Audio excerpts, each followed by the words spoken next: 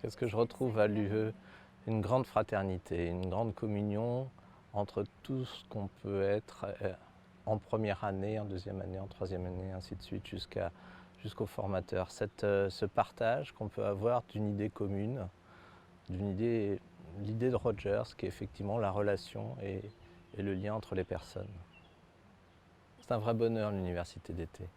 D'abord parce qu'on revient dans un espèce d'ensemble englobant qui nous permet d'être nous-mêmes et de se retrouver avec d'autres personnes qui sont, qu'elles soient en cycle 1, cycle 2, cycle 3, dans un mouvement comme ça et dans un univers dans lequel on partage énormément et énormément de fraternité là-dedans.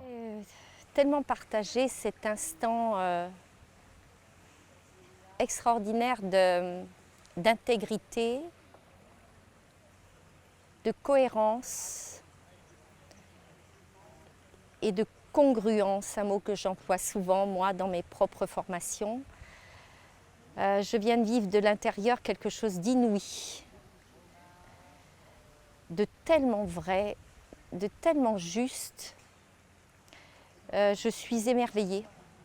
Émerveillée par cet outil dont je m'inspire et je m'inspirais pour les personnes que je forme et les personnes que j'accompagne atteintes de la maladie d'Alzheimer et de troubles apparentés. C'était l'occasion, et c'est l'occasion pour moi, cette université d'été, de la vivre pleinement, avec toute son intériorité et la sincérité de toutes les personnes. Oui, c'est une expérience que j'avais déjà vécue, mais l'expérience vécue là, dans l'université d'été, et avec cette approche centrée, autant de rencontres différentes, autant d'émotions sincères déposées, centrées sur chacun, c'est-à-dire que chacun s'est autorisé à être ce qu'il est dans ce qu'il a de plus intérieur, dans son intimité. Encore une fois, je dis oui, je repars émerveillée. Ouais. Donc c'est une approche peu commune qui demande pour moi à être peut-être vulgarisée, je ne sais pas si c'est le terme, mais je me dis ouais, j'ai envie d'y aller et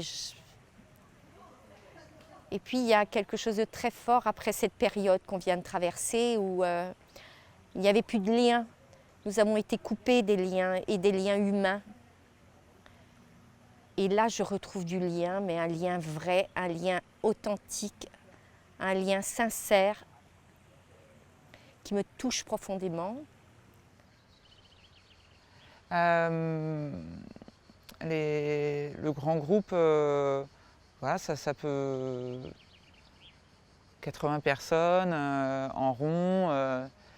Ça peut être questionnant. Est-ce que je peux prendre la parole? À quel moment je peux prendre la parole? Est-ce que je ne prends pas la parole à quelqu'un d'autre? Du coup, voilà, au début, je me suis laissée prendre ma place tranquillement. Je voyais un peu, entre guillemets, ceux qui pouvaient avoir l'habitude de comment est-ce qu'ils interagissaient.